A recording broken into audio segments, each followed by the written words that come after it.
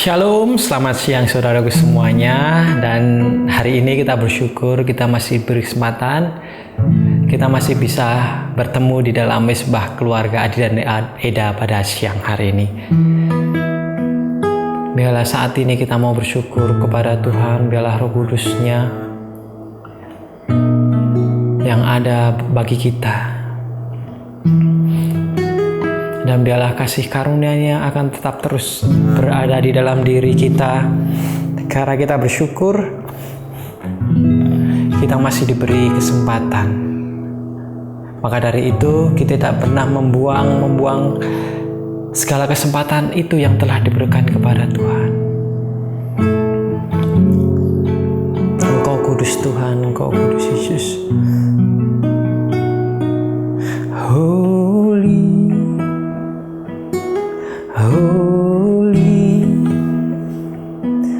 are you, Lord God Almighty. Worthy is the Lamb, worthy is the Lamb.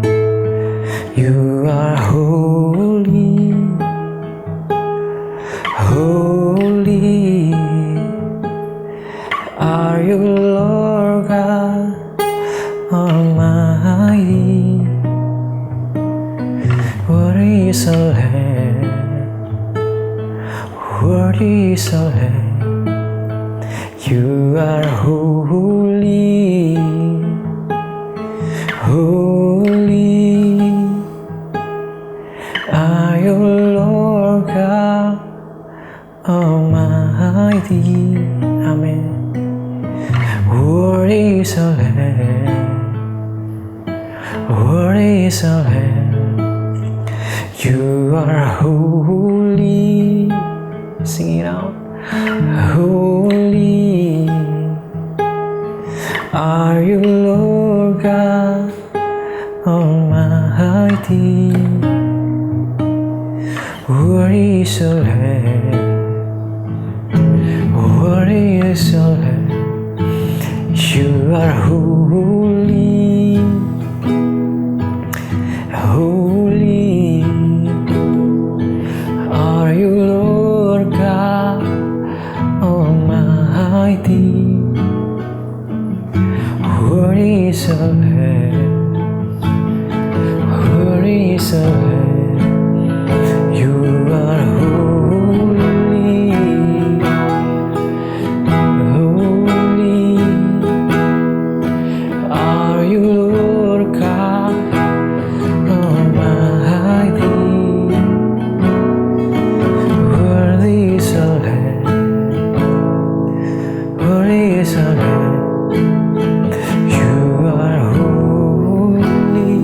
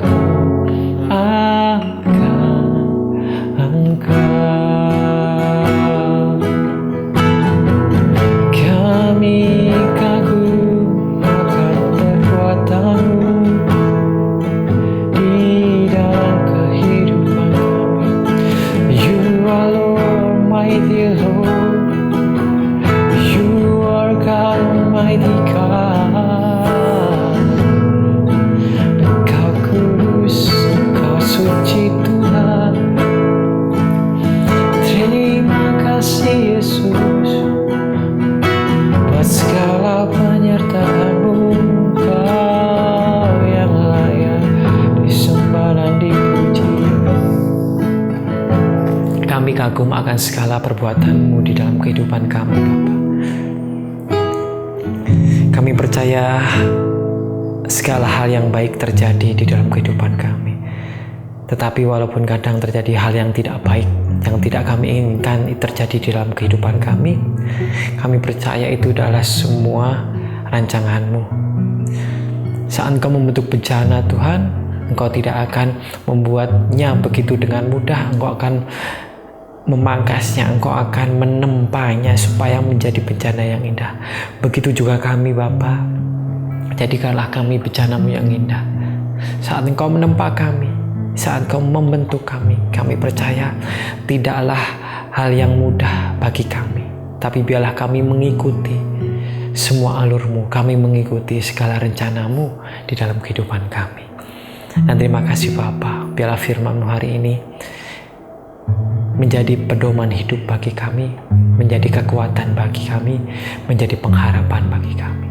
Dan terima kasih Yesus, terima kasih Roh Kudus. Kami bersyukur buat semuanya, kami bersyukur buat hari ini. Biarlah hamba-Mu yang menyampaikan firman dapat berkata-kata dengan kalimat yang mudah dimengerti. Saat hamba-Mu menyampaikan firman, dan saudara-saudara dan mungkin teman-teman yang melihat saat ini bisa menangkap dengan mudah atas apa yang hamba sampaikan. Dan terima kasih Bapa, kami bersyukur buat semuanya.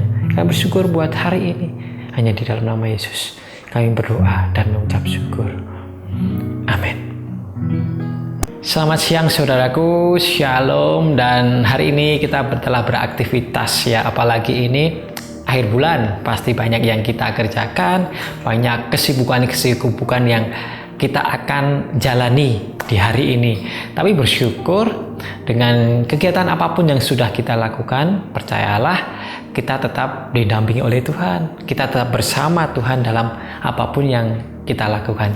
Jika kita dekat sama Tuhan, jika kita selalu menjalin komunikasi dengan Tuhan, dan jika kita mengambil keputusan yang tepat, yang baik, dan yang pasti dengan Roh Kudus-Nya, kita bisa mengambil keputusan yang benar dalam hal apapun yang kita lakukan.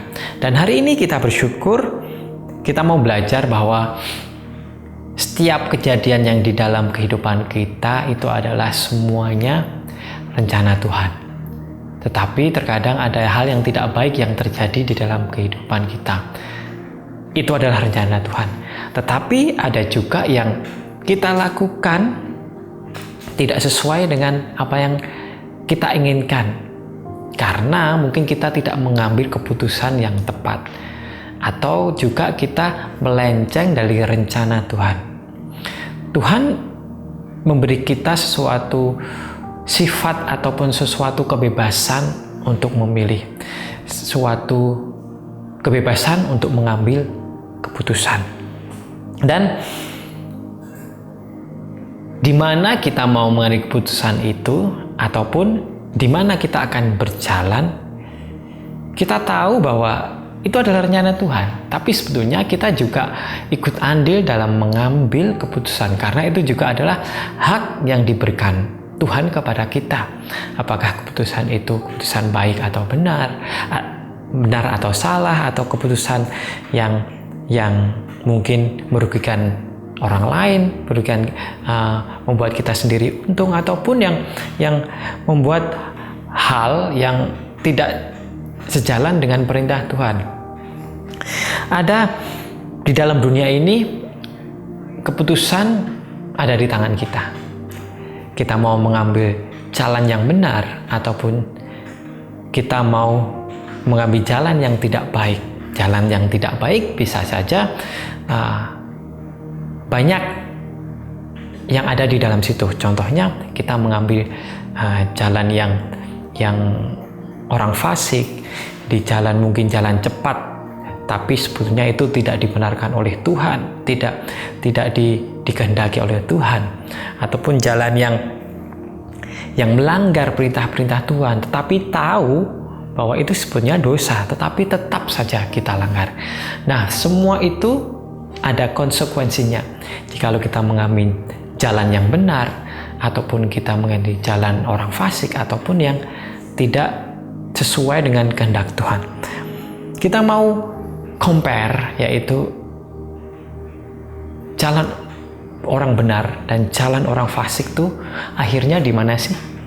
Di dalam Amsal 12 ayat 26 dan 28 dikatakan bahwa orang benar mendapati tempat pengembalaannya, tetapi jalan orang fasik menyesatkan mereka sendiri. Di jalan kebenaran terdapat hidup, tetapi jalan kemurtatan menuju maut. Kita bisa lihat bahwa jalan orang benar akan mendapatkan kehidupan, tetapi jalan orang yang fasik ataupun orang yang murtad itu menuju kepada maut dan menyesatkan mereka sendiri. Ya, pasti bisa dikatakan seperti itu. Tetapi sebagai orang tidak sadar bahwa kita berjalan di dalam yang sesat.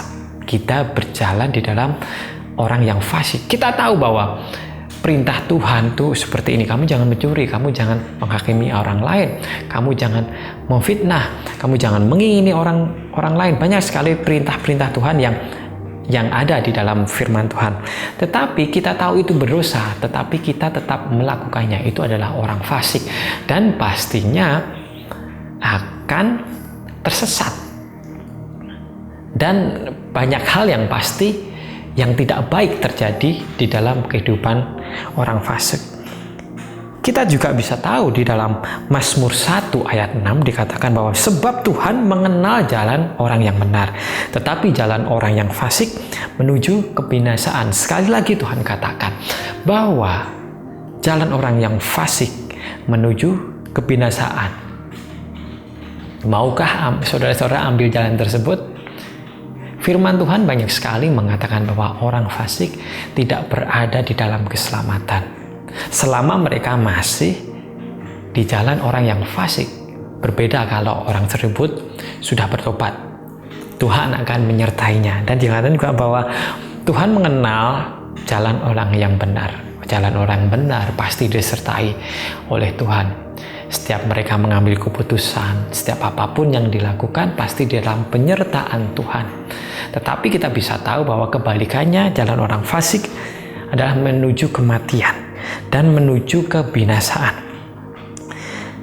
Mazmur 119 ayat 29 sampai 30 dikatakan, jauhkanlah jalan dusta daripadaku, dan karuniakanlah aku Tauratmu.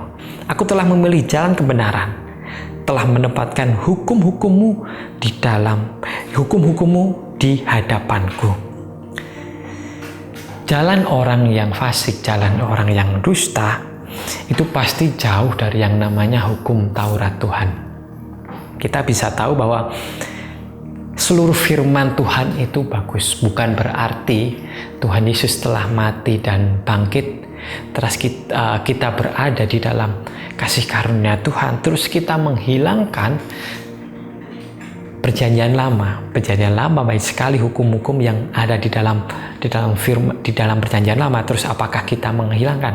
Tidak. Tuhan Yesus datang ke dalam dunia untuk menebus dan bangkit itu untuk menggenapi firman Tuhan, bukan dihilangkan tapi untuk menggenapi.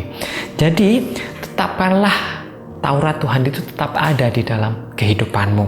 Dan juga biarlah Tuhan bukan hanya penuh dengan kasih. Tuhan bukan hanya juga memberikan anugerah kasih karunia kepada kita, tapi ingat, Tuhan juga mempunyai hukum-hukum yang harus dijalani oleh manusia. Jika tidak ada hukum-hukum yang harus dijalani manusia, kehidupannya pasti akan sangat kacau karena tidak ada batasan-batasan yang ada di dalam manusia. Apa yang kamu harus lakukan dan apa yang tidak boleh harus kamu lakukan. Maka dari itu, kenapa ada hukum Taurat? Kenapa ada perintah Tuhan yang harus dilakukan oleh manusia supaya kehidupan kita tidak kacau? Dan kita tahu bahwa setiap apa yang dilakukan manusia itu tidak seharusnya, jikalau kita tahu firman Tuhan, melenceng dari firman Tuhan. Dan sifat manusia pasti ingin jikalau mendapat sesuatu hal itu pasti pengen cepet ya. Sesuatu hal yang mungkin kekayaan, ataupun ingin mendapat kepintaran, atau ingin mendapat jabatan yang tinggi, atau mendapat suatu hal yang pengen kita ingini, tapi kapasitas kita belum sampai ke hal tersebut yang kita ingini. Jadi mereka memilih jalan singkat, pergi ke dukun, atau mungkin membayar orang, menyogok orang, atau menyuap ke sana kemari untuk supaya mendapat hal yang kita inginkan, atau jatuh ke dalam dosa. Bisa bilang maaf, untuk mendapatkan gadget kita harus menjual diri kita. Itu adalah hal yang tidak baik. Maka dari itu Mazmur 7 ayat 13 sampai 14 dikatakan, masuklah melalui pintu yang sesak itu, karena lebarlah pintu dan luaslah jalan yang menuju kepada kebinasaan, dan banyak orang yang masuk melaluinya. Karena sesaklah pintu dan sempitlah jalan yang menuju kepada kehidupan, dan sedikitlah orang yang mendapatinya. Ini adalah fakta yang bisa kita lihat di zaman sekarang ini. Banyak sekali orang yang masuk ke jalan, pengen jalan yang enak, pengen jalan yang bebas, hambatan, pengen jalan yang tidak sesak, yang luas, pokoknya yang enak lah. Tapi jalan itu adalah menuju kebinasaan, karena banyak orang yang dilaluinya. Banyak orang yang pengen saat ini mempunyai banyak uang, tetapi melewati jalan yang tidak bagus dengan hal apapun mereka lakukan. Intinya pokoknya aku pengen kaya, aku pengen enak hidupnya, aku tidak ingin menderita. Semua hal dilakukan dengan cara merugikan orang lain dan menguntungkan diri sendiri. Apapun dilakukan untuk menguntungkan diri sendiri. Mungkin dengan dengan alasan aku ingin menghidupi keluargaku, aku ingin menghidupi orang tuaku supaya bahagia, tetapi dengan jalan yang ditempuhnya itu adalah tidak sesuai dengan firman Tuhan. Saya pernah mendengar bahwa atau mendengar seorang gembala, dia sharing ya tentang seorang yang kuliah di sekolah teologi, dan pada waktu itu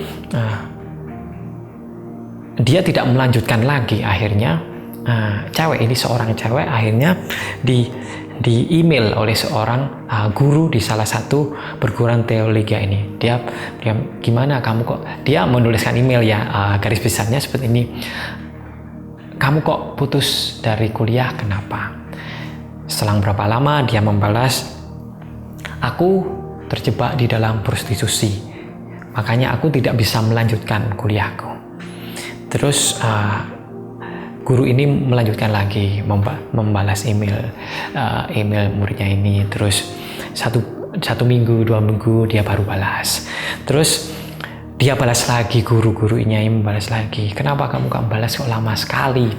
Terus dia balas lagi. Terakhirnya dia singkat cerita, setelah 1 bulan dia tidak membalasnya, akhirnya murid ini membalas emailnya kepada guru tersebut. Sebenarnya aku masuk ke dalam dunia prostitusi ini adalah supaya ayahku tidak dibunuh oleh geng yang terbesar di dalam prostitusi ini. Jadi di dalam ini terjadi di dalam negara Afrika. Jadi pada waktu itu memang di dalam kota tersebut geng prostitusi itu sangat menguasai kota tersebut. Jika tidak menuruti apa yang dikehendaki oleh geng tersebut, maka akan dilakukan hal yang keji terhadap orang tersebut. Ya, mungkin bisa dibunuh, mungkin bisa digantung, atau apapun bisa dilakukan untuk melakukan orang tersebut supaya masuk ke dalam prostitusi. Makanya ini, murid ini berkata bahwa ayahku akan dibunuh jika aku tidak masuk ke dalam dunia prostitusi. Ayahku bisa dibunuh, mungkin bisa dilemparkan ke anjing untuk dimakan, mungkin bisa diseret di tengah kota. Maka dari itu, murid cewek ini harus mengorbankan dirinya untuk masuk ke dalam prostitusi. Maka dari itu, kita tahu di dalam dunia ini sangat kejam. Dalam hal apapun, kita harus dekat dengan Tuhan. Wanita ini tidak ingin terjebak di dalam prostitusi, tetapi terhimpit di dalam keadaan, terhimpit dalam sesuatu hal yang tidak mungkin dia bisa hindari, maka dia harus terjun di dalam dunia prostitusi tersebut. Orang saat ini tidak kenal yang namanya dosa. Banyak sekali manusia saat ini tidak kenal yang namanya dosa. Ingin menguntungkan diri sendiri, ingin membuat dirinya lebih kaya, ingin dirinya hidup dengan enak, tetapi tidak ingin progres yang dialami ataupun proses yang dialaminya. Tidak pengen, tetapi pengen cepat melakukan hal yang membuat dirinya hidup enak. Maka dari itu, kita bisa mengambil kesimpulan bahwa jalan mana yang harus kita ambil. Jikalau teman-teman di sini mengambil jalan kehidupan, mengambil jalan kebenaran, kita pasti mendapat kehidupan di dalamnya. Apa yang menjadi jalan kebenaran? Menuruti firman Tuhan, menuruti hukum-hukum Tuhan. Tetap jaga hubungan dengan Tuhan, bukan hanya membaca Alkitab, bukan hanya baik di depan orang yang baik dengan kita, tetapi firman Tuhan banyak sekali mengajarkan bahwa kita harus merendahkan diri kita, merendahkan ego kita supaya Tuhan dimuliakan, atau mengambil jalan orang fasik. Orang yang tahu tentang kebenaran firman Tuhan, tetapi tidak melakukannya. Jalan orang yang berdusta, jalan orang yang tidak benar, jalan orang yang tidak mau menurut dengan firman Tuhan, itu pasti akan masuk ke dalam kesesatan dan masuk ke dalam jalan penghakiman yang kekal. Maka dari itu, mari saat ini saudara-saudaraku, firman yang singkat ini biarlah membuka pikiran dan hati saudara-saudara untuk supaya kita kembali ke jalan yang benar. Kita kembali ke jalan kehidupan, bukan terus-menerus hidup di jalan orang fasik. Maka dari itu, apapun yang terjadi di dalam kehidupan kalian, mungkin ada yang lebih parah.